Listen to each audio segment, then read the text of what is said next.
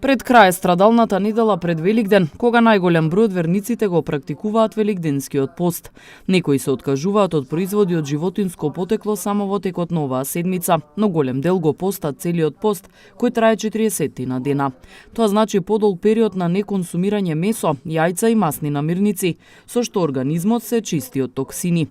Лекарите објаснуваат што се случува во човечкиот организам кога е подложен на испостување. Доктор Светлана Трифуновска исто така советува враќањето кон регуларната исхрана да се одвива постепено.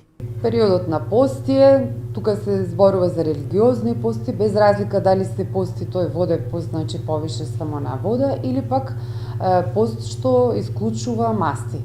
Значи, би требало да се кажува посебно, но веќе ги генерализирам работите и ќе ви кажам дека тоа е период кога организмот се чисти од токсини, кога се регулира на еден начин метаболизмот во организмот и тоа се дејствува благопријатно врз организмот.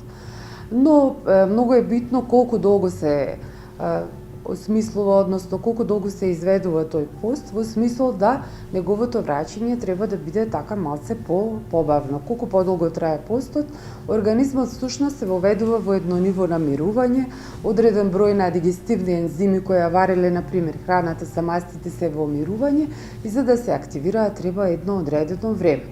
И така да се препорачува да се пости тој што е здрав, што може да го издржи подолгиот пост, со тоа што да се активираат оние механизми кои што обично не се активирани и тоа значи дека организмот што пости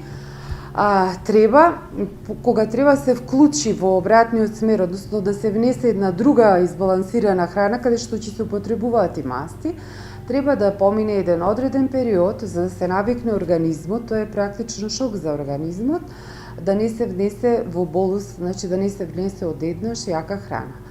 Доктор Трифуновска препорачува во првите неколку денови по постењето да се внесуваат повеќе течности, салати, свежа храна со цел полесно прилагодување на повторната консумација на масните производи, кои треба да се земаат во помали количини.